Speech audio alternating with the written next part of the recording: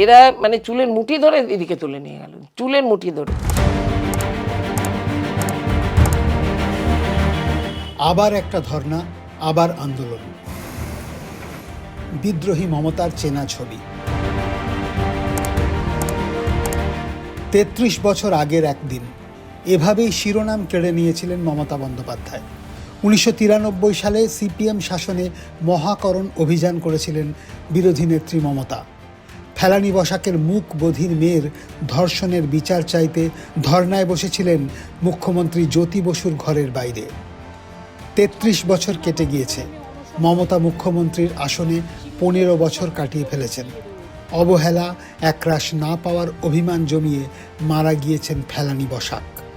আমার ইচ্ছা ছিল মমতা ব্যানার্জি আমার মুখ্যমন্ত্রী হয়েছে, আমার কিছু দিল না, ওইটাই মাত্র কথা। মা কি চেয়েছিল যেটা দেননি আর কি, এটা নিয়ে আক্ষেপ ছিল? টাকা পয়সা যে অনেক কিছু চাইছিল। কি বলতেন উনি আপনাদের?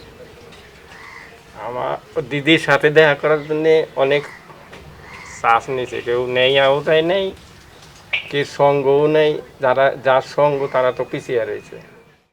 ফলো করুন আনন্দবাজার.com।